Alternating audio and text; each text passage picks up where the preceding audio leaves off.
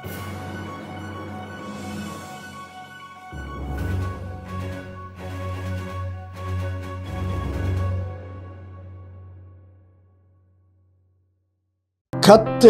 நல்லவர், கர்த்தர் நல்லவர், கர்த்தர் நல்லவர்.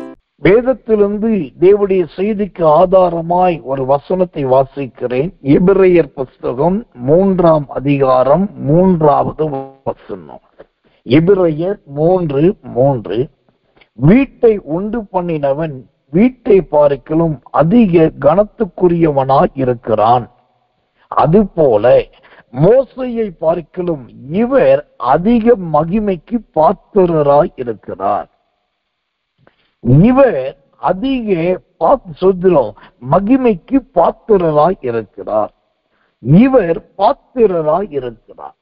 இந்த வசனம் யாரை குறித்து சொல்லுகிறது என்று தெரிந்து கொள்ள வேண்டுமானால் அந்த 1ஆம் வசனத்தை படித்து பாருங்க. எபிரெயர் 3ஆம் அதிகாரம் 1ஆம் வசனம் அது சொல்லுகிறது, அப்போஸ்தலரும் பிரதான ஆசாரியருமாயிருக்கிற இயேசு கிறிஸ்துவை கவனித்து பாருங்கள்.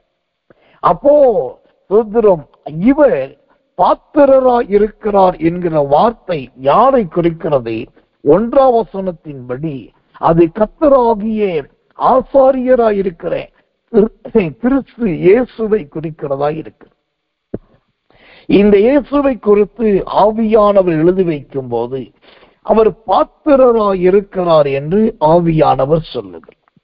அப்படியானால் பாத்திரம் என்பது வேறு, பாத்திரர்கள் என்பது வேறு. பாத்திரம் என்பது நாம் பயன்படுத்துகிறதான வீட்டு உபயோகமுள்ள பொருட்களுக்கு பெயர்தான் பாத்திரம்.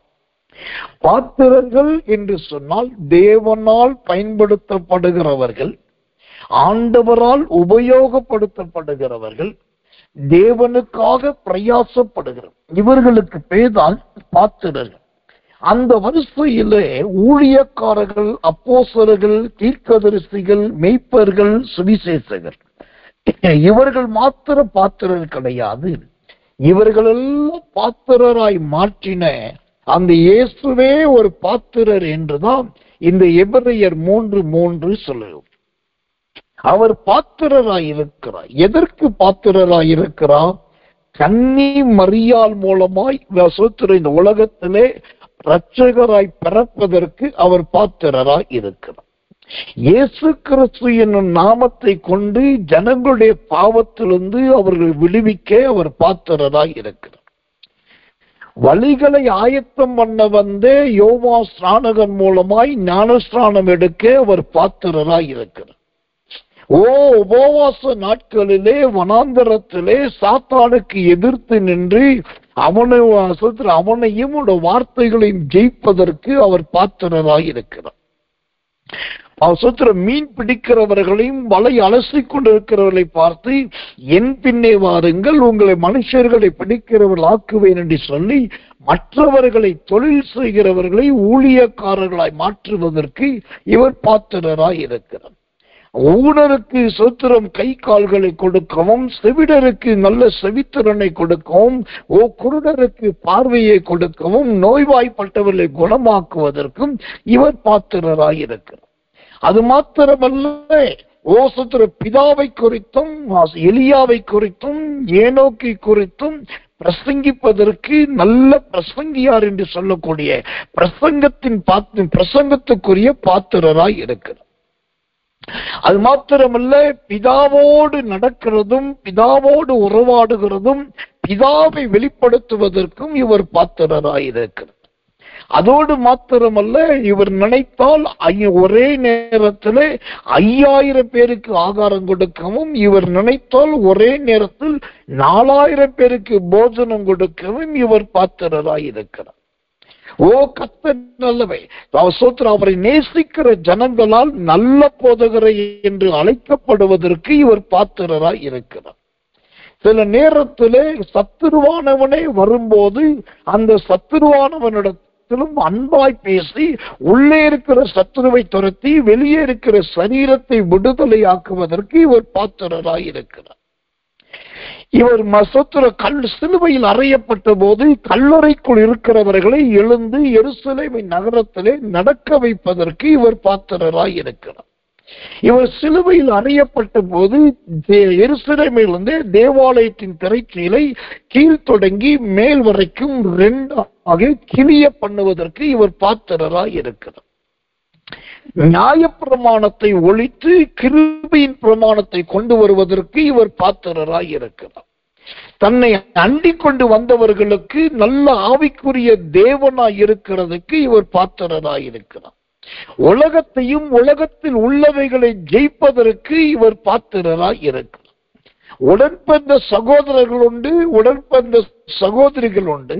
ஆனாலும் அவர்களை விட ஒரு வித்தியாசமான ஒரு தனிப்பட்ட வாழ்க்கை வாழ்வதற்கு இவர் பாத்திரராய் இருக்கிறார். அடைக்கப்பட்ட கதவும் மூடப்பட்ட வாசலுக்குள்ளும் அதை திறக்காமலே உள்ளே நுழைந்து உங்களுக்கு சமாதானம் என்று சொல்லக்கூடிய சமாதானத்துக்கு இவர் பாத்திரராய் இருக்கிறார். இவரை அடைத்து வைக்கிறதுக்கு இடமே இல்லை என்று ஒரு கட்டம் வரும்போது கொண்டு போய் கல்லறைக்குள் அடைத்து வைக்கிறார்கள். அங்கு இருந்தாலாவது இந்த மனுஷகுமாரன் சும்மா இருப்பார் என்று சொல்லி அவர் எப்படியாவது சும்மா இருந்தா போதும் என்று கல்லறைக்குள் அடைத்து வைத்தார்கள். ஆனா கல்லறைக்குள் அடைத்து வைத்தாலும் கூட அப்போதும் அவர் சும்மா இருக்காமல் நோவாவின் காலத்தில் மரித்தவர்களை மீட்டுக் கொள்வதற்காக பரதீசுக்குள் நுழையக்கூடியவராயிருந்து அந்த பரதீசில் இருக்கிறவரை ரட்சிப்பதற்கு இவர் பாத்திரராயிருக்கிறார். அதோடு மாத்திரமல்ல, உலகத்தில் இருக்கிற வரைக்கும் உலகத்துக்கு ஒளியா இருப்பதற்கு ஒரு பாத்திரராயிருக்கிறார். அதோடு மாத்திரமல்ல, உலகத்தின் முடிவு வரையும் நான் இருப்பேன் என்று சொல்லி இன்றைக்கும் ஒரு உயிரோடு இருப்பதற்கு பாத்திரராயிருக்கிறார். இவ்வளத்தை செய்த தேவன் அதோடு நிறுத்தவில்லை. அவர் இப்பொழுது தேவனுடைய ராஜ்யத்தை ஆளுகை செய்வதற்கு பாத்திரராயிருக்கிறார். கோடான கோடி தூதர்களை நடத்துவதற்கும் கோடான கோடி தூதர்களை சுற்ற பார்ப்பதற்கும் இவர் பாத்திரராயிருக்கிறார். ஒரு கட்டம் வரும்போது இதே இயேசு கிறிஸ்து எக்கால சத்தத்தோடும் எண்ணிறைந்த தூதர்களோடும் மீண்டும் ஒரு நாள் பூமிக்கு வருவதற்கு பாத்திரராயிருக்கிறார். ஒரு இமைப்பொழுதிலும் ஒரு க்ஷணப்பொழுதிலும் பூமியில் இருக்கிற எல்லாரையும் அவர் பூமியிலிருந்து உயிரோடு எடுத்துக் கொள்ளப்படுவதற்கும் வல்லமையுள்ள ஒரு பாத்திரராய் இவர் இருக்கிறார். இப்படி இவரை குறித்து சொல்ல வேண்டும் என்று சொன்னால் இன்னும் சொல்லிக்கொண்டே போகலாம்.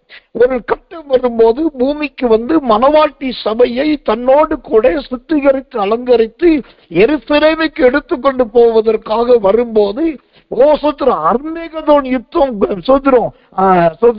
மாகு கோகு யுத்தமும் அர்மேகதோன் யுத்தம் வரும்போது அங்கே நின்று சத்துருக்களை பிசாசுகளை கீழே தள்ளி பரிசுத்தவான்களை பத்திரமாய் அழைத்துக் கொண்டு போவதற்கு இவர் பாத்திரராயிருக்கிறார்.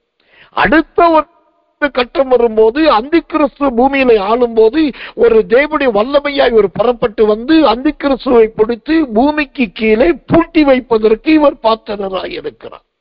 அதன் பின்பு மேலே ஏறி போனவர் திரும்பவும் வரும்போது ஆயிரம் எண்ணிக்கை கடங்காத பரிசுத்தவான்கள் பரிசுத்தவாட்டிகள் தேவச்சனங்களோடு இதே பூமிக்கு திரும்பி வந்து சொல்றோம் 1000 வருஷம் ஆளுகை செய்வதற்கு இவர் பாத்திரராயிருக்கிறார்.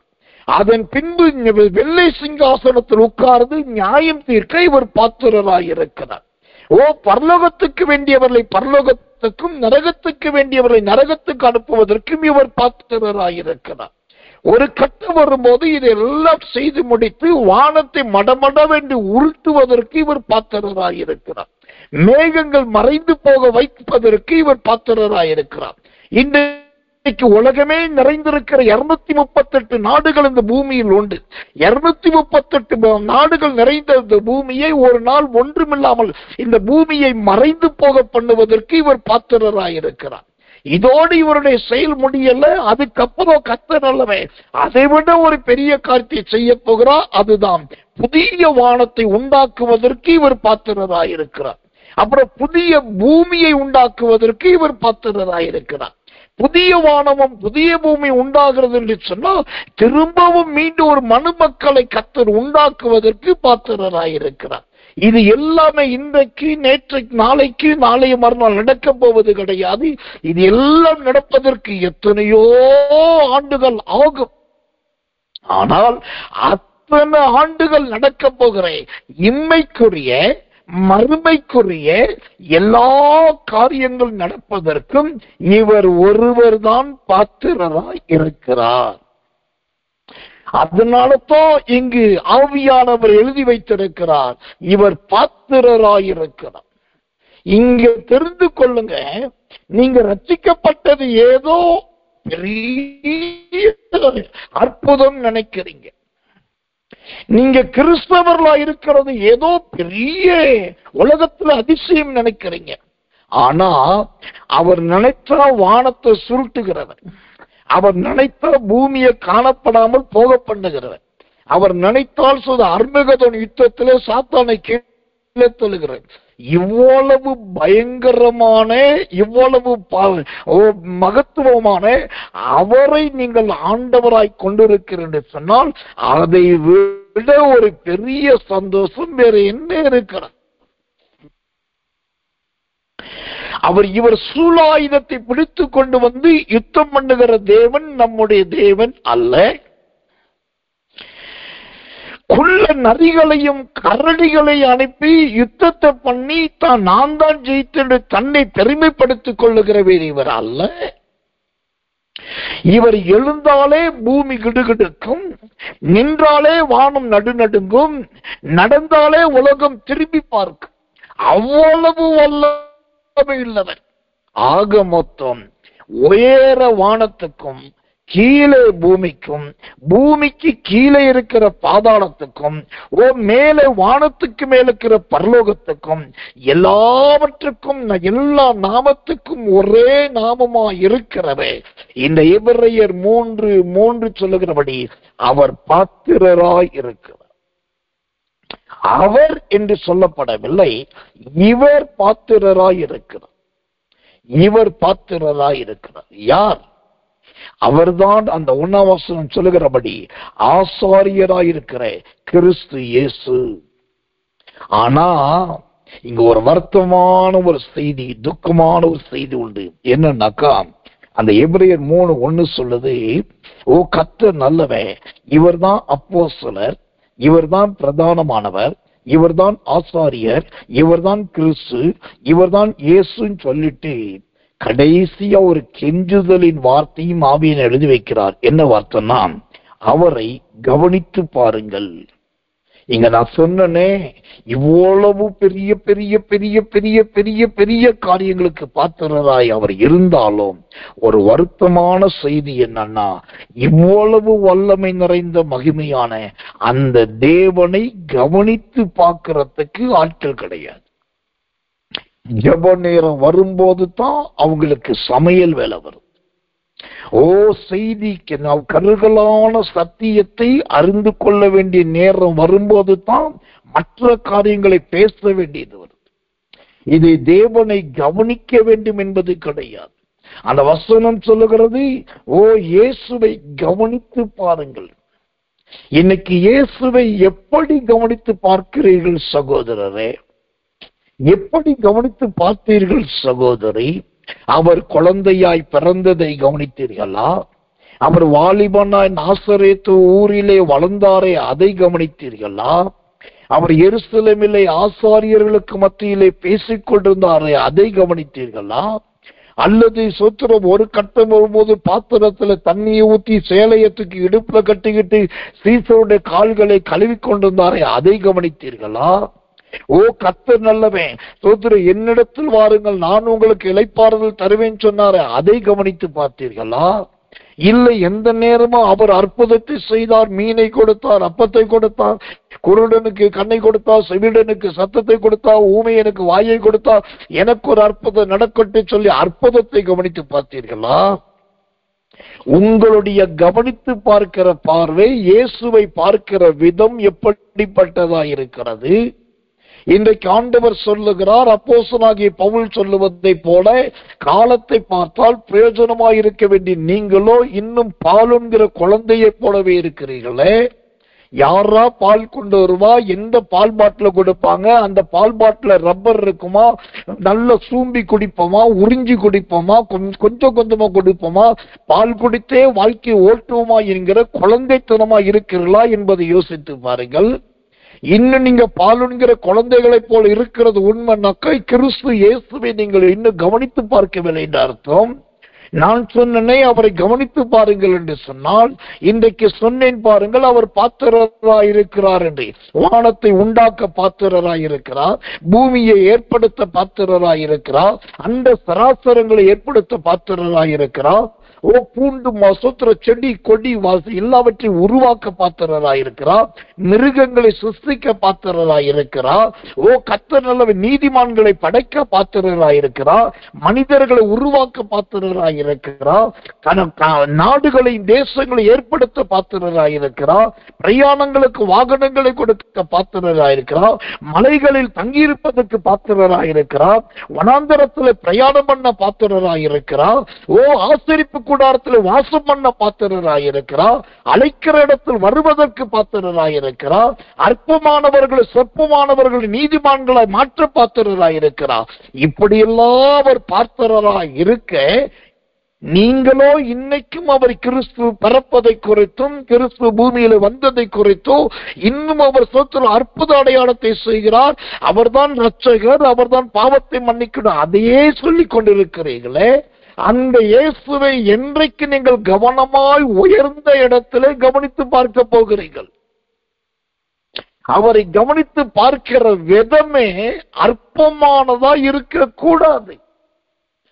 வேதத்திலே பூசிக்கப்பட்ட மனுஷன் என்று சொன்னால், வேதத்திலே பாவி என்று அழைக்கப்பட்ட மனுஷன் என்று சொன்னால், அந்த மனுஷன் தான் சகேயு. லூக்கா சுவிசேஷம் 19ஆம் அதிகாரம். அவன் ஒரு விதத்திலே ஆயக்காரன், ஒரு விதத்திலே பாவி, ஒரு விதத்திலே பண வசூலிக்கிறவன். இதெல்லாம் உண்மைதான். இதெல்லாம் செய்யும் போது அவனுடைய கேரக்டர், அவனுடைய ஹேபிட், அவனுடைய ஆக்டிவிட்டிஸ் எல்லாம் ரொம்ப நல்லா இருந்துச்சு. ஆனா இயேசுவை பார்க்கணும் வந்தபோது அவன் வரி வசூலிக்கிற அந்த முறைமையின்படி இயேசுவை பார்க்க விரும்பவில்லை. தன் பாவம் இருக்கிற விதத்திலே அவரை பார்க்க விரும்பவில்லை. இயேசுவை பார்க்கணும் நினைச்ச உடனே அவன் என்ன பண்ணிட்டான்? நேர காட்டத்தி மரத்துக்கு மேலே ஏறிட்டான். கூட இருக்கிற சீசர்களுக்கு இந்த வெளிப்பாடு இல்லை, கூட வந்த அப்போஸ்தலர்களுக்கு இந்த தரிசனம் இல்லை, இவரால் சுகம் பெற்ற பெண்களுக்கு இந்த சோத்திரம் நோக்கம் இல்லை, அந்த ஊரில் இருக்கிற ஐஸ்வர்யவான்களுக்கு உயர்ந்த இடத்துல இருந்தா பார்க்கணும், மேலே இருந்தா பார்க்கணும், உன்னதமானவரை உன்னதத்திலிருந்தா பார்க்கணும் சொல்லக்கூடிய அந்த வெளிப்பாடு அர்ப்பனும் சொற்பனும் பாவியும் ஆயக்காரனும் சுத்திரம் எல்லாரும் பூசிக்கப்பட்டவனுமாக அந்த சகேயுவுக்கு இருந்தது. எப்படி இருந்தது? உயரத்திலிருந்து பார்க்க வேண்டும், மேலே இருந்து பார்க்க வேண்டும், அவரை நன்றாய் கவனித்து பார்க்க வேண்டும். இதுதான் உண்மை. நீங்க யாரை அவலட்சணமா நினைக்கிறீங்க, யாரை பொருட்டா இல்லாம நினைக்கிறீங்க, அவர்கள் இயேசுவை இன்றைக்கு கவனமாய் பார்க்கிறார்கள். இயேசுவை பார்க்கும் போதே அவர் ரட்சிக்கிறவராய் அவர்கள் பார்க்கவில்லை, அவரை வல்லமை உள்ளவராய் பார்க்கிறார்கள். தேவனுக்கு மகிமை கிருபை தயை உண்டாவதாக மகத்துவம் உள்ளவர்களாய் பார்க்கிறார்கள். எனக்கன்பானவர்களே, அவர் பாத்திரராயிருக்கிறார், அவர் பாத்திரராயிருக்கிறார். எப்படிப்பட்ட பாத்திரராய் இருக்கிறார் தெரியுமா?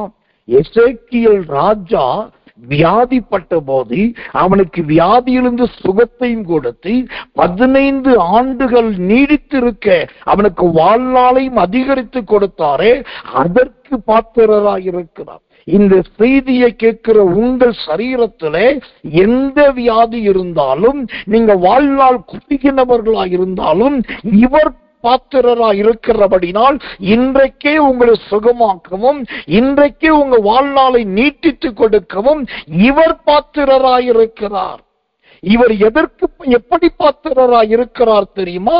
பிச்சைக்காரனை கர்த்தர் நல்லவே ஊழியக்காரனாய் மாற்றுவதற்கு பாத்திரராய் இருக்கிறார். மார்க்கு சுவிசேஷத்துல வாசிக்கிற 10ஆம் அதிகாரத்திலே பர்த்திமேயு என்கிற ஒரு குருடன், அவன் பிச்சைக்காரனாயிருக்கிறான். குருடனாய் இருக்கிறதை விட அவன் தொழில் ஒரு கேவலமான தொழில். பிச்சைக்காரன். ஆனா அவனை அழைத்த தேவன் அவன் அழுக்கு வஸ்திரங்களை களைந்து போட்டு கண் பார்வையையும் கொடுத்து இப்போ அவனை குடும்பத்தின் மனுஷனாய் மாற்றினான். அதற்கு பாத்திரனாய் இருக்கிறான். அப்போ இன்னைக்கு குடும்பத்துல வறுமையிலும் பொருளாதார நெருக்கடியிலும் பிச்சை எடுக்காத குறை ஒன்றுதான், அல்லது நடுத்தருவில் போய் நிற்காத குறை ஒன்றுதான். என் வாழ்க்கையில ஒண்ணுமே இல்லை, என் ஆவிக்குரிய தரிசனத்தின் கண்களும் குருடா போயிடுச்சின்னு சொல்லி இந்த செய்தியை கேட்கிறீங்களா? அந்த பர்த்திமேயு குருடனை மனுஷனாகவும் சாட்சியாகவும் மாற்ற வல்லவராய் இருக்கிற அவர் உங்களுடைய தரிசனத்தை இழந்த தன்மையை மாற்றி மீண்டும் தரிசனக்காரர்களாய் மாற்ற அவர் பாத்திரராய் இருக்கிறார். உங்களுடைய வறுமையை ஒழித்து உங்களுக்கு செழுமையை கொடுக்க அவர் பாத்திரராய் இருக்கிறார். இவர் எதற்கு பாத்திரராய் இருக்கிறார்?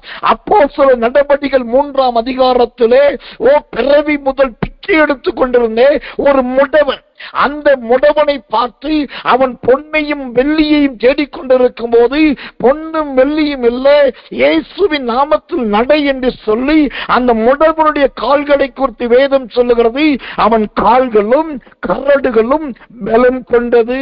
அவன் எழுந்தான், குதித்தான், நடந்தான், ஆலயத்துக்கு போனான். ஒரு நொண்டியை ஆலயத்தில் தூணாய் நிறுத்துவதற்கு இவர் பாத்திரராய் இருக்கிறார்.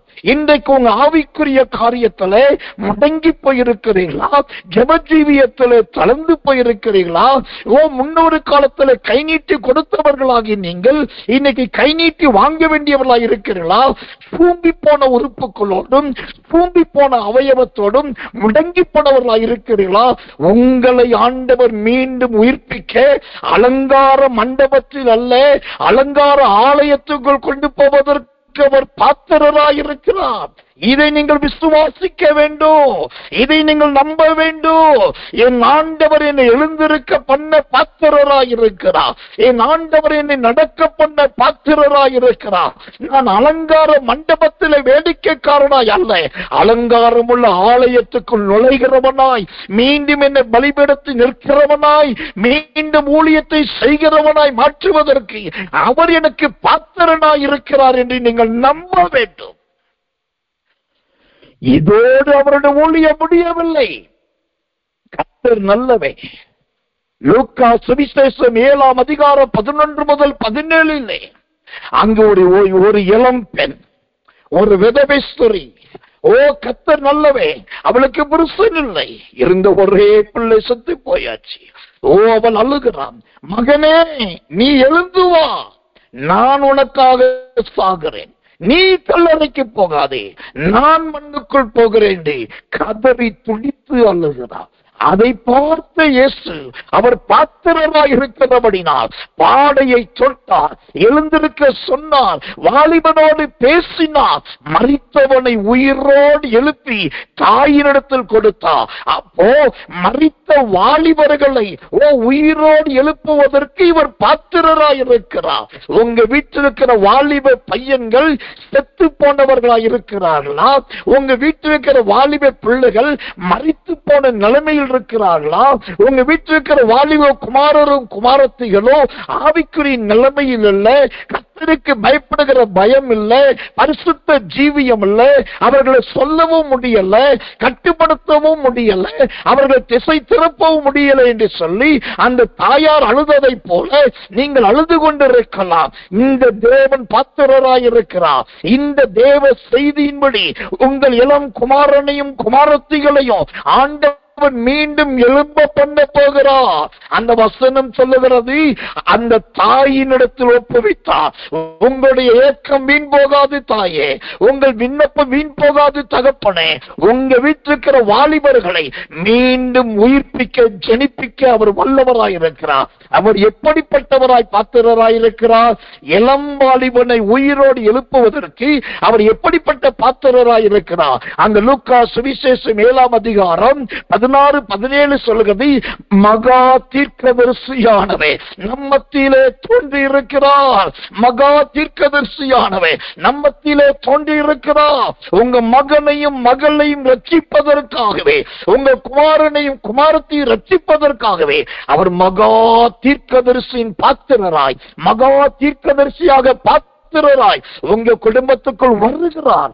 உங்களால் ரட்சிக்க முடியாதவர்களை அந்த தீர்க்கதரிசியாக தேவன் ரட்சித்து அவர் ஒரு பாத்திரர் என்கிறதை காண்பிக்க போகிறார். கர்த்தர் நல்லவே, கர்த்தர் நல்லவே, கர்த்தர் நல்லவே. இதோடு அவர் பாத்திரராய் இருக்கிறார் என்பது மறைந்து போனதா? இல்லையே. 1 ராஜாக்கள் புஸ்தகம் 18-19 அதிகாரத்தை வாசித்து பாருங்க. எலியா ஒரு தீர்க்கதரிசி தான். எலியா ஒரு வல்லமையுள்ள மனுஷன் தான். எலியா ஒரு அக்கினியை இறக்குகிறவர் தான். எலியா ராஜாக்களை அபிஷேகிக்கிறவர் தான். ஆனா அந்த எலியாவுக்கு ஒரு ஸ்திரீயின் மூலமாக மரண போராட்டம் வந்த போது ஓடி ஒளிந்து கொள்ளுகிறார். ஆனா ஒளிந்து கொண்ட எலியாவை நீ பயந்தாங்கொழி என்று விட்டு விடாம ஒளிந்து கொள்ள பாத்திரமா இருக்கிற நீதான் நீண்ட தூரம் பயணம் செய்யணும் சொல்லி பருவத்துக்கு அனுப்பி அங்கே இருந்து அவனுக்கு தரிசனத்தை கொடுத்து மீண்டும் எலிசாவை அபிஷேகிக்கிறவனாய் மாற்றினாரே. இதற்கு அவர் பாத்திரராய் இருக்கிறார். எதற்கு பாத்திரராய் இருக்கிறார்? உங்க ஊழியத்தில் நீங்கள் சோத்திரம் நடுங்கி கொண்டிருக்கலாம். ஊழியத்தில் நீங்கள் உடைத்து போயிருக்கலாம். யாரோ சிலர் உங்களை நெருக்கி துரத்தி கொண்டிருக்கலாம். அதனால் விடுதலையோடு ஊழியம் செய்ய முடியாது இருக்கலாம். போதும் என்று போய் படுத்துக் கொண்டவர்களாய் இருக்கலாம். ஆனா உங்களையும் ஊழியம் செய்ய வல்லவர், ஊழியம் செய்ய வைப்பதற்கு இவர் பாத்திரராய் இருக்கிறார். உங்களை ஒரே பர்வதம் வரைக்கும் நடக்க பண்ண வைப்பதற்கு இவர் பாத்திரராய் இருக்கிறார். அந்த பாத்திரராகிய தேவன் ஓரேபோடு நிறுத்தவில்லை. பெத்தேல் வரைக்கும் உங்களை நடத்துவார். பெத்தேல் வரைக்கும் உங்களை நடத்துவார். பெத்தேலுக்கு போன போதுதான் அங்கு எலியாவும் எலிசாவும் 2 பேரும் கடந்தார்கள். அங்கு அக்கினி ரதமும் குதிரையும் வந்தது. அதுல ஏறி போனா ஸ்திரீக்கு பயந்து ஓடின ஒரு மனுஷனை நேரடிய பரலோகம் வரைக்கும் கொண்டு போவதற்கு இவர் பாத்திரரா இருக்கிறார் என்று சொன்னார். உங்க ஊழியத்தை குறித்து, உங்க ஆவிக்குரிய நிலைமைகளை குறித்து, நீங்க பாராட்டின வைராக்கியத்தை குறித்து நீங்கள் பயப்பட வேண்டாம். திடம் கொள்ளுங்கள், கர்த்தரை பின்பற்றுங்கள், தொடர்ந்து ஓட பாருங்கள். அவர் உங்களுக்கு பாத்திரராய் இருக்கிறார். அல்லேலூயா, அல்லேலூயா. இவர் பாத்திரராய் இருக்கிறார். அதோடு மாத்திரமல்ல, இவர் எதற்கு பாத்திரராய் இருக்கிறார்? தேவனுடைய நாமத்துக்கு மகிமை உண்டாவதாக. 2 ராஜாக்கள் புஸ்தகம் 7ஆம் அதிகாரத்தை வாசித்து பாருங்கள். சமாரியாவில் கொடிய பஞ்சம் வந்து விட்டது. சுத்திர கழுதையின் தலை கிடைக்கல, அப்பம் கிடைக்கல, கோதுமை கிடைக்கல, மாவு கிடைக்கல. ஐயோ, கொடிய பஞ்சம். அங்க ஒரு தீர்க்கதரிசியை அனுப்பினார் எலிசாவை. அந்த மனுஷனை கொண்டு இந்த பாத்திரராய் இருக்கிற ஆவியானவர் சொன்னார், நாளை இந்நேரத்தில் இங்கு கோதுமை மாவு விற்கப்படும், கழுதையின் தலை விற்கப்படும், காட்டு புறா குஞ்சுகள் விற்கப்படும், இந்த பஞ்சம் தீரும் என்று சொல்லி ஒரு தீர்க்கதரிசி சொல்ல வைத்த வார்த்தையின்படி அந்த 2 ராஜாக்கள் 7ஆம் அதிகார கடைசி 2 வசனம் சொல்லுகிறது. கர்த்தர் சொன்ன வார்த்தையின்படியே அங்கு வானம் திறக்கப்பட்டது, ஏராளமான செல்வம் வந்து கிடைத்தது, அங்கு வியாபாரங்கள் நடந்தது, ஜனங்களுடைய பஞ்சம் தீர்ந்தது, கர்த்தருடைய வார்த்தை நிறைவேறினது. இது எதை குறிக்கிறது? சமாரியா பட்டணத்துக்கு ஒரு செழிப்பு. அப்படியானால் இந்த தேவனாகி இயேசு எதற்கு பாத்திரராய் இருக்கிறார்? நீங்கள் இருப்பது நிமித்தமாகவே உங்க பட்டணத்தை செழிப்பாய் மாற்ற அவர் பாத்திரராய் இருக்கிறார். உங்கள் நிமித்தமாகவே அந்த பட்டணத்தின் தரித்திரியத்தை மாற்ற அவர் பாத்திரராய் இருக்கிறார். உங்களை ஏளனம் பண்ணினவர்களோ, உங்கள் சத்தியத்தை மறுதளித்தவர்களோ நெருங்குண்டு சாவார்கள். ஆனா உங்கள் வார்த்தையோ அது உயிருள்ளதாய் மாறும். எழுதி வைத்துக் கொள்ளுங்கள். சொத்திரம் கலை சொத்திரம் மாட்டுடைய கலை பிடித்து ஏன் விழுந்து கொண்ட எலிசாவை இங்கு பாத்திரனாய் மாற்றின ஆண்டவே, சொத்திரம் உங்களையும் இந்த தீர்க்கதரிசியாய் மாற்ற விரும்புகிறார். 12 ஏற்பொட்டி விழுந்தவன் தான் இவன். ஆனால் அந்த அவனை அழைத்த தேவன், நீ ஏற்பட்டு விழுந்தது போதும்பா, இங்க வா, நான் உன்னை தேசங்களை உழவைக்கிறேன் என்று சொல்லி, பஞ்சங்களை மாற்றுகிறவனாய் மாற்றுகிறேன் என்று சொல்லி, அவன் இரட்டிப்பான வரம் பெற்ற ஒரு தீர்க்கதரிசியாய் கர்த்தர் மாற்றினார். அப்படி ஏற்பூட்டி விழுகிறவனை தீர்க்கதரிசியாய் மாற்றுவதற்கு இவர் பாத்திரராயிருக்கிறார். அந்த தேவனைத்தான் நீங்கள் ஆராதிக்கிறீர்கள். அப்படியானால் இன்றைக்கு உங்கள் தொழில் என்ன, இன்றைக்கு உங்கள் வியாபாரம் என்ன, இன்றைக்கு உங்கள் கையின் பிரயாசம் என்ன, உழைப்புக்காகவும் சம்பாத்தியத்துக்காகவும் பிள்ளைகளை சேர்த்து வைப்பதற்காகவும் நீங்கள் ஏதோ ஒரு காரியத்தை செய்து கொண்டிருக்கிறீர்கள். ஆனால் ஆண்டவர் சொல்லுகிறார், எலிசாவே, அந்த ஏரை விட்டுவிடு, அந்த மாட்டை விட்டுவிடு, அந்த கணைகள் அடித்துவிடு, எனக்கு பின்னாக வந்துவிடு, உன்னை அற்புதங்களை செய்கிறேன், தீர்க்கதரிசியாய் மாற்றப் போகிறேன், அதற்கு நான் பாத்திரராய் இருக்கிறேன். அவர் இவர் பாத்திரராய் இருக்கிறார். எதற்கு பாத்திரராய் இருக்கிறார்? ஓ கர்த்தர் நல்லவே, யாக்கோபு விழுந்து கொண்டிருக்கிறார். அவனை எழுந்திருக்க பண்ணுகிறவன் யார்? யாக்கோபு விழுந்து கிடக்கிறான். அவனை எழுந்திருக்க பண்ணுகிறவன் யார் என்று வேதம் சொல்லுகிறது. இன்றைக்கு எனக்கன்பானவர்களே, ஓ சோதரோ, அந்தரங்க ஜீவியத்திலே, தனிப்பட்ட ஜீவியத்திலே அவர்கள் அறியார்கள், இவர்கள் அறியார்கள், அவங்களுக்கு தெரியாது, இவங்களுக்கு தெரியாது, ஏன் வாழ்க்கை இப்படிதான் இருக்குது என்று சொல்லி ஆவியிலே கலங்கி போய் விடாய்த்து போய் விழுந்து போய் கிடக்கிறீர்களோ, தாகோனின் சிலை விழுந்ததை போல விழுந்து கிடக்கிறீர்களோ, பாகாலின் தீர்க்கதரிசிகள் எலியாவுக்குள்ளாய் விழுந்ததை போல விழுந்து கிடக்கிறீர்களோ. ஆனால் யாக்கோபை அழைத்து அவனை இஸ்ரவேலாய் மாற்றி மீண்டும் அவனை யெஷூரனாய் உருவாக்கினாரே, அதற்கு அவர் பாத்திர. நீங்கள் யாக்கோபாய் இருந்தது உண்மைதான், இப்ப உங்களை இஸ்ரவேலாய் மாற்றின உண்மைதான். இந்த 2 காலங்கள் மாத்திரமல்ல, இதோ என் தேவ மனுஷனே, 3வது காலம் உனக்கு மேலே சொல்லுகிறது. இதோ தேவ மனுஷியே, 3வது காலம் ஒன்று உனக்கும் மேலே சொல்லுகிறது. அது உன்னை யெஷூரனாய் மாற்றப் போகிறது. ஓ, நீ எல்லாவற்றையும் ஜெயிக்கிறவனாய் மாறப்போகிறாய். யாக்கோபு என்றால் எத்தன், இஸ்ரவேல் என்றால் அழைக்கப்பட்டவன், ஆனா யெஷூரன் என்றால் ஜெயிக்கிறவன் அல்லவா. இதோ ஒரு காலம் வருகிறது, உன்னை ஜெயிக்கிறவனாய் ஜெயிக்கிறவனாய் மாற்றுவதற்கு அவர் பாத்திரராய் இருக்கிறார். இவர் பாத்திரராய் இருக்கிறார் என்று சொன்னார். எதற்கு பாத்திர? மதுபானம் குடிப்பதற்கோ, நன்றாய் புசிப்பதற்கோ, நான் தேவன் என்று சொல்லிக் கொண்டு இருப்பதற்கு இவர் பாத்திரர் அல்ல. இவர் மகா பெரிய தேவே, இவர் மகா பெரிய கத்தே, இவர் ஆதியும் அந்தமும் கொண்டவே, இவருக்கு துவக்கமும் இல்லை முடிவும் இல்லை, என்றென்றைக்கும் நுழைத்திருக்கிறவே. இதோடு அவர் பாத்திர என்பதை முடிக்கப் போவது இல்லை. ஓ கத்தர் நல்லவே, ஆடுகளுக்கு பின்னாக ஓடிக்கொண்டு, கரடிகளை பார்த்துக் கொண்டு, சிங்கங்களை பார்த்துக் கொண்டு, ஓ கவன்களை பிடித்துக் கொண்டு, ஓ கத்தட கூழாங்கலை வைத்துக் கொண்டு, ஓ காட்டிலும் மேட்டிலும் அலைந்தேன் ஒரு காட்டுவாசி மனுஷன் அந்த தாவீதை அழைத்து அவன் கையில் கவனை பிடுங்கி அவன் விரல் இடையில் இருக்கிற கூழாங் கல்லுகளை அப்புறப்படுத்தி அவனை சுற்றி இருக்கிற ஆட்டின் வாசனையை புரட்டி எடுத்து அவன் கையில கிண்ணறத்தை கொடுத்து அவனை கொண்டு போய் அரண்மனையில் வைத்து, இப்பொழுது நீ கிண்ணறக்காரன், வருகிற காலத்தில் நீதான் யூதர்களின் ராஜா, நீதான் இஸ்ரவேலின் ராஜா என்று சொல்லி ஒரு ஆட்டிமை பெண்ணை, ஒரு காட்டுவாசியை போல இருந்தவனை அவனை ராஜாவாய் மாற்றுவதற்கு இவர் பாத்திரராய் இருக்கிறார். ஓ, ராஜாவுடைய குமாரனை ராஜாவாக்குவதற்கு இவர் பாத்திரர் அல்ல. ராஜாவின் தகுதியே இல்லாதே, ராஜ்யத்தின் மேன்மையே இல்லாதே ஒருவனை தகுதியாக்குவதற்கு இவர் பாத்திரராயிருக்கிறார். அவனுக்கு சிங்காசனத்தையும் கிரீடத்தை கொடுப்பதற்கு இவர் பாத்திரராகிறார். இது எதை குறிக்கிறது?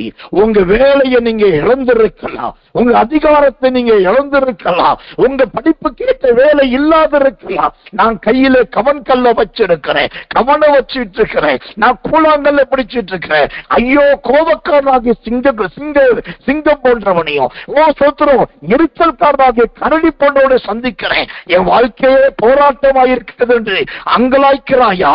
உங்க வேலையில உங்களுக்கு நிம்மதி இல்லையா? உங்க தொழில உங்களுக்கு சமாதானமா இல்லையா? இதோ கர்த்தரிடத்திலிருந்து அழைப்பு வருகிறது. அங்கு சாமுவேல் உங்களுக்காக காத்துக் கொண்டிருக்கிறார். அந்த சாமுவேல் மூலமா ஈசாய்க்கு வார்த்தை போகிறது.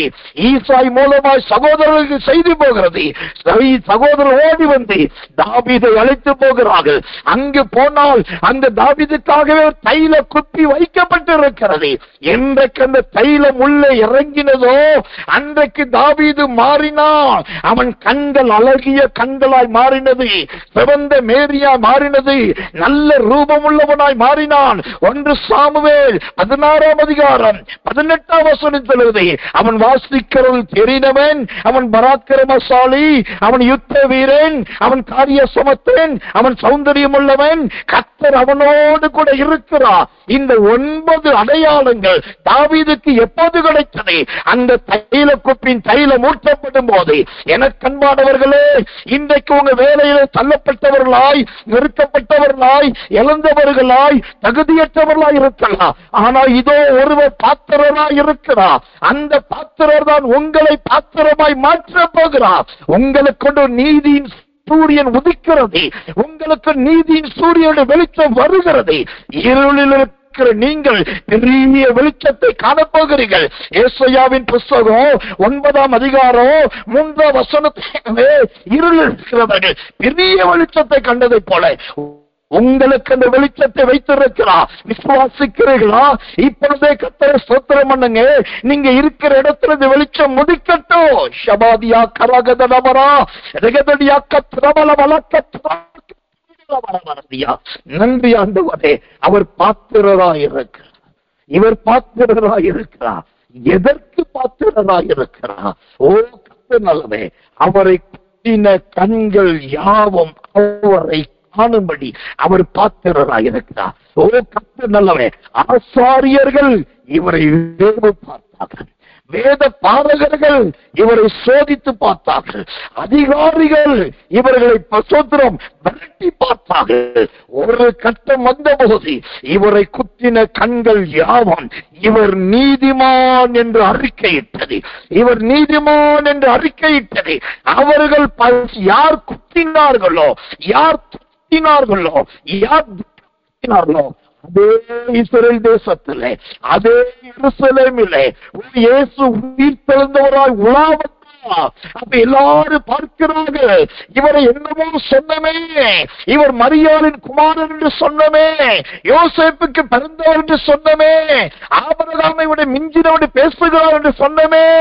ஆனால் இவர் இப்பொழுது உயிரோடு வந்து விட்டாரே. இதோ அந்த தெருவில் நடக்கிறாரே, இதோ இந்த வீதியில போகிறாரே. இவர்கள் அவரை குத்தின கண்கள் யாவோ அவரை கண்டது. இதுதான் அவர் பாத்திரராயிருக்கிறார். இது எதை குறிக்கிறது?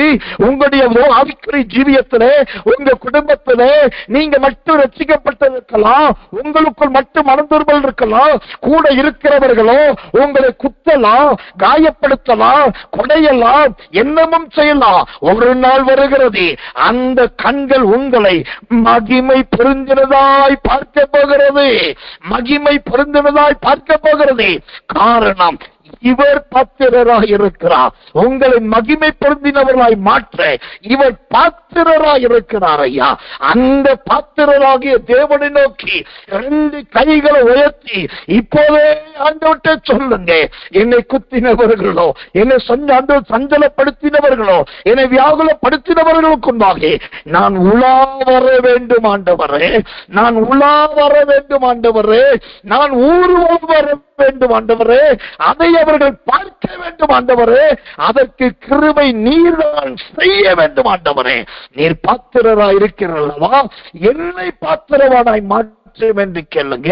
கர்த்தர் உங்களுக்கு உதவி செய்வார். இவர் பாத்திரராய் இருக்கிறார். இவர் பாத்திரராய் இருக்கிறார். எதற்கு பாத்திரராய் இருக்கிறார்? இவர் எதற்காக பாத்திரராய் இருக்கிறார்? இந்த தேவன் இனி செய்ய போவது என்ன? பாத்திரராயிருக்கிற இவர் இனி செய்ய போவது என்ன? இந்திய தேசத்தில் 2 சம்பவங்கள் நடக்க போகிறது. இந்திய தேசத்தில் 2 சம்பவங்கள் நடக்க. முதலாவது, ஒரு பக்கத்துல எங்கு பார்த்தாலும் கொந்தளிப்பு இருக்கு. இரண்டாவது, இன்னொரு பக்கத்துல கம்பீரமும் ஆர்ப்பரிப்பும் இருக்கு. ஒரே நேரத்துல ஒரு பகுதியிலே கொந்தளிப்பும் பயமும் திகிலும் நடுக்கமும் கலவரமும் சண்டையும் சத்திரமும் தாக்கிக் கொள்ளுதலும் கொலை செய்யுதலும் பழி வாங்குதலும் ரத்தம் சிந்துதலும் கலவரத்தை மூட்டி விடுதலும் சண்டையை தூண்டி விடுதலும் நடக்க போகிறது. ஆனா அதே சமயத்துல அதே ஏக காலத்துல இன்னொரு பக்கத்துல ஆர்ப்பரிப்பு வரப்போகிறது. விடுதலையின் செய்தி, நல்ல செய்தி, ஜெயத்தின் செய்தி, மீட்பின் செய்தி, தேசத்துக்கு உண்டாக போகிற மாற்றத்தின் செய்தி. அவைகள் ஒரு பக்கத்துல அநேகரை சந்தோஷப்படுத்த போகிறது. இதெல்லாம் எப்படி நடக்க போகிறது? இதுக்கெல்லாம் காரணம் யார்? இவர் பாத்திரராயிருக்கிறார். இவர் பாத்திரராயிருக்கிறார். இந்திய தேசத்துல ஒரு மாற்றத்தை கர்த்தர் கொண்டு வருவதற்கு, இந்திய தேசத்திலே ஒரு மாற்றத்தை கொண்டு வருவதற்கு இவர் பாத்திரராயிருக்கிறார். அந்த சம்பவத்தை உங்க கண்கள் ஆச்சரியமானதாய் பார்க்க போகிறது. யூபிலி ஆண்டாய் வருகிற ஆண்டு உங்களுக்கு இருக்க போகிறது. எழுதி வைத்துக் கொள்ளுங்கள். 2026 ஆண்டு. இன்றைக்கு இந்த அருமையான தீர்க்க தரிசன செய்தியை கேட்கிறேன். உங்களுக்கோ இவர் பாத்திரராய் இருக்கிறபடினாலே நீங்கள் யூபிலி ஆண்டுக்குள் கடந்து செல்ல போகிறீர்கள். அது ஒரு விடுதலை ஆண்டாக மாறப்போகிறது. இது மனுஷனினாலும் பணத்தினாலும் நடப்பது அல்ல. பாத்திரராயிருக்கிற தேவனாலேயே நடக்கும். பாத்திரராயிருக்கிற தேவனாலேயே நடக்கப்போகிறது. இது கர்த்தருடைய வார்த்தை. இது நடக்கும். இது நிறைவேறும். இது சம்பவிக்கும்.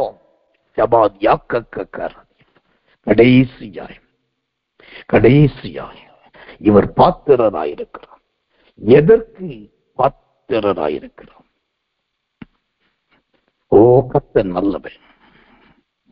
லூக்கா சுவிசேஷம் 13ஆம் அதிகாரத்தில் 18 ஆண்டுகளாய் குனியாயிருந்த அந்த ஸ்திரீ இருந்த ஆலயத்துக்குள் நுழைந்து சாத்தானால் கட்டப்பட்ட அவளை அந்த கட்டுகளில் அறுத்து அவளை குணமாக்க அவர் பாத்திரராயிருந்தார். இன்றைக்கு இந்த செய்தியை கேட்கிறவங்க வாழ்க்கையில சாத்தானுடைய கிரியையினாலும் சாத்தானுடைய ஆவியினாலும் சாத்தானுடைய தந்திரத்தினாலும் நீங்கள் கட்டப்பட்டு வாழ்க்கையில் முன்னேற முடியவில்லை, தொழிலில் முன்னேற முடியவில்லை, ஆவிக்குரிய ஜீவித்தில் முன்னேற முடியவில்லை, எதிலும் ஒரு வளர்ச்சியே இல்லை, இருந்த வண்ணமாகவே இருக்கிறோம் என்று இருக்கிறீர்களோ, எழுதி வைத்துக் கொள்ளுங்கள். உங்கள் கூனியை கர்த்தர் நிமிர பண்ண போகிறார். உங்க கூனியை கர்த்தர் நிமிர பண்ண போகிறார். அவர்கள் முறிந்து விழுந்தார்கள், நாங்களோ எழுந்து நிமிர்ந்து நிற்கிறோம் என்ற வார்த்தையின்படி இவர் பாத்திரராயிருக்கிறபடினால் உங்களை நிமிர்ந்து நடக்க பண்ண போகிறார். இது நடக்கும், இது நிறைவேறும் என்று இஸ்ரவேலின் ஜெயபலமான கர்த்தர் சொல்லுகிறார். கர்த்தர் நல்லவே, கர்த்தர் நல்லவே. இவர் பாத்திரராயிருக்கிறார். கவலைப்படாதீங்க. உங்க பிள்ளைகளை படிக்க வைக்க இவர் பாத்திரர். உங்க பிள்ளைகளுக்கு விவாகம் பண்ணி வைக்க இவர் பாத்திரராயிருக்கிறார். உங்கள் குடும்பத்தை சீயோன் கோட்டைக்கு மேலே நிறுத்தி வைக்க அவர் பாத்திரராயிருக்கிறார். உங்களை கண்மலைக்கு மேல் கொண்டு போய் நிறுத்துவதற்கு பாத்திரராயிருக்கிறார். மரக்காலுக்குள் மூடப்பட்ட உங்களை தண்டி மேல் வைக்கப்பட்ட விளக்காய் மாற்றுவதற்கு பாத்திரராயிருக்கிறார். கட்டிலின் கீழ் எரிகிற விளக்காய் இருக்கிற உங்களை வீட்டுக்கும் உலகத்துக்கு வெளிச்சம் கொடுக்கிறவர்களாய் மாற்றுவதற்கு ஒரு பாத்திரராயிருக்கிறார். சொல்றோம், அந்த ரங்கத்தில் விண்ணப்பம் பண்ணின உங்களுக்கு வெளியரங்கமாய் பலன் கொடுப்பதற்கு ஒரு பாத்திரராயிருக்கிறார். இது நடக்கும், இது நிறைவேறும், இது சம்பவிக்கும் என்று இஸ்ரவேலின் ஜெயபலமான சேனைகளின் தேவனாகிய கர்த்தருடைய ஆவியானவர் சொல்லுகிறார். இவர் பாத்திரராய் இருக்கிறார் என்று இவ்வளவு சத்தியங்களை ஆவியானவர் இடிமுழக்கமாய் உங்களுக்கு முழங்கினார். இதற்கெல்லாம் பாத்திரராய் இருக்கிறவர் கடைசியாய் உங்களுக்கு ஒரு வாக்குத்தத்தத்தை கொடுக்கும்படி கர்த்தர் என்னோடு பேசுகிறார். இந்த பாத்திரராய் இருக்கிற அவர் கொடுக்கிற அந்த கிருபையின் வாக்குத்தத்தம் என்ன? யோவான் சுவிசேஷத்தின் புஸ்தகம் 1ஆம் அதிகாரம் 50வது வசனம். யோவான் 1:50. இயேசு அவனுக்கு பிரதியுத்தரமாக, அத்திமரத்தின் கீழே உன்னை கண்டேன் என்று நான் உனக்கு சொன்னதினாலயா விசுவாசிக்கிறாய்? இதிலும் பெரிதானவைகளை காண்பாய். இன்றைக்கு கர்த்தர் வாக்கு கொடுக்கிறார். இவர் பாத்திரராய் இருந்தார் என்பதற்கும், பாத்திரராய் இருக்கிறார் என்பதற்கும், பாத்திரராய் இருக்க போகிறார் என்பதற்கும் முக்காலத்து சத்தியங்களை தேவன் உங்களுக்குமாய் அணிவகுத்து நிறுத்தி காண்பித்திருக்கிறார். ஆனால் இதை தவிர இதெல்லாவற்றை விட இன்னொரு வாக்குறுதியை கொடுக்கிறார். என் மகனே, என் மகளே, இதிலும் பெரிதானவைகளை காண்பாய். இன்றைக்கு நான் பாத்திரராய் இருக்கிறேன் எதெல்லாம் கேட்டீர்களோ இதை விட பெரிய காரியத்தை நீங்கள் காணப்போகிறீர்கள். உங்க கண்கள் காணும். உங்க கண்கள் காணும். உங்கள் இருதயம் அறியும். நீங்கள் தேவனை துதிப்பீர்கள். உங்க சிறையிருப்பின் கதவுகள் உடைக்கப்படும். சங்கிலிகள் தெரிப்புண்டு போகும். நாத்தான்களே, உன்னை கபடற்ற உத்தம இஸ்ரவேலனாய் மாற்றி இதிலும் பெரிதானவைகளை காண பண்ணுகிறேன். கண்களை மூடி ஆவில நிரம்பி ஒப்பு கொடுத்து கொஞ்ச நேரம் கர்த்தரை ஸ்தோத்தரிக்க போகிறோம். யாருமே நீங்க வேடிக்கை பார்த்து மௌனமா இருக்காதீங்க.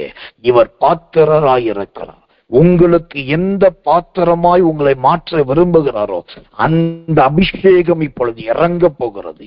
உங்களை யாருக்கு தகுதியாய் மாற்ற விரும்புகிறாரோ அந்த அபிஷேகம் இறங்க போகிறது. செத்து போன ஜீவியத்தில் ஜீவனை கொடுக்க போகிறார். பலனற்றவர்களுக்கு சத்துவத்தை கொடுக்க போகிறார். கண் சொருகி போனவர்களுக்கு தரிசனத்தை கொடுக்க போகிறார். இழந்து போனவர்களுக்கு மீண்டும் மீட்பை கொடுக்க போகிறார். இவர் பாத்திரரா இருக்கிறார் என்று உங்கள் வாயே சொல்லத்தக்கதாய் தேவனுடைய ஆவியானவை இப்பொழுதே அபிஷேகத்தினால் உங்களை நிரப்புவாராக. கண்களை மூடி எல்லார் ஆவில நம்பி சத்தமாய் கர்த்தரை ஸ்தோத்திரிப்போம். இயேசுவின் நாமம்.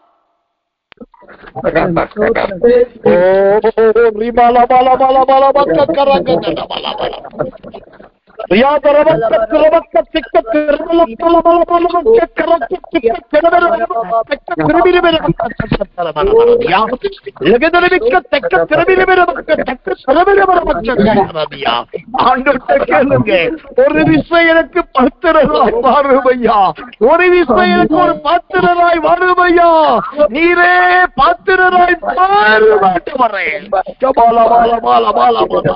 நானும் மதிலிருந்த பட்டணத்தை போல இருக்கிறதே, நானும் சொந்தம் கைவிடப்பட்டவளை போல இருக்கிறதே, நானும் கைப்பற்றான ஸ்திரீயை போல இருக்கிறதே, நானும் அனாதையை பரதேசி அழகிறதே.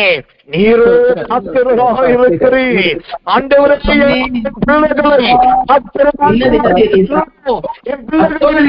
பிள்ளைகளை மாற்றும்.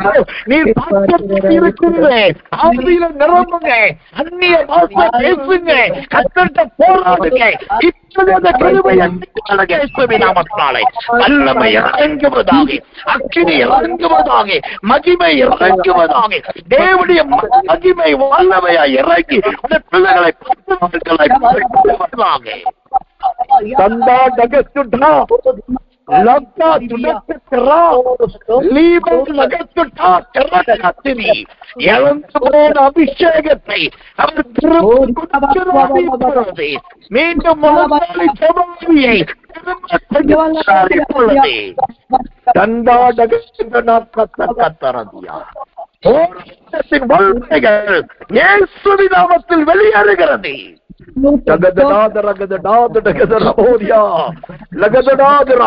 நீங்கள் ஆசாரியராய் இருப்பதே தேவனுடைய சித்தம். ஆசாரியத்துவத்தின் வஸ்திரத்தை இப்பொழுதே கர்த்தர் மேல் போடுகிறார் இயேசுவின் நாமத்தினால்.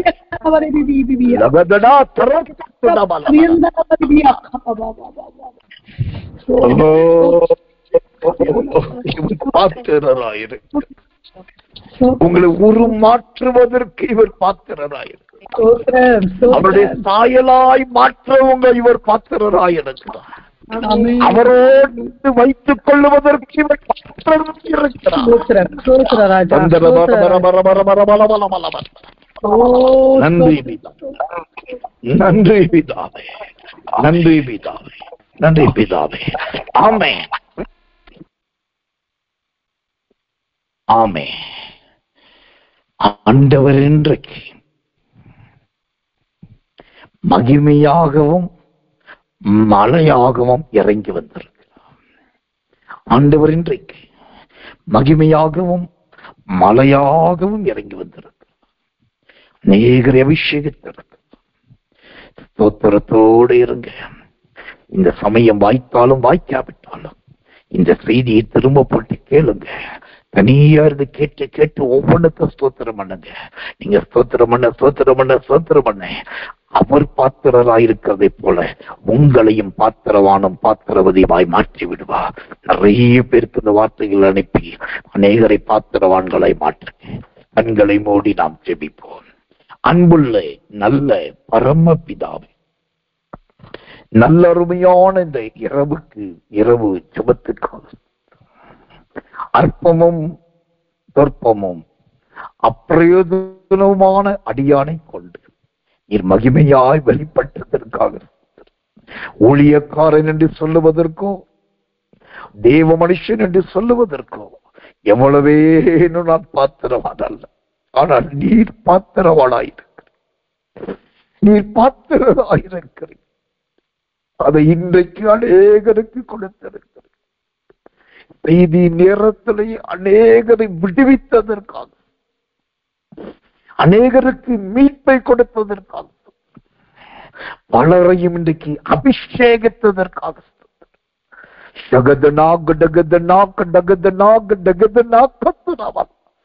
சொல்லப்பட்ட தீர்க்க தரிசனங்கள் அனைத்து ஒன்றாகிலும் தவறி போகாமல் அப்படியே நடக்க உதவி செய்யும். நீர் பாத்திரராய் இருக்கிறீர் என்பதை இவர்கள் சரீரத்தில் உணரட்டும், ஆவியிலே உணரட்டும், கிரியைகள் உணரட்டும். எழுந்தருளும், ஆச்சரியம் செய்யும். அதிகாலை போராட்ட ஜெபத்திலே கலந்து கொண்டு இன்னமும் அபிஷேகத்தை புதிதாய் பெற்றுக் கொள்ள உதவி செய்யும். இயேசுவின் ரத்தம் செய்யும். இயேசுவின் நாமத்தில் ஜெபிக்கிறோம். ஜெபம் கேளும் ஜீவனுள்ள நல்ல பிதாவே. ஆமென், ஆமென், ஆமென்.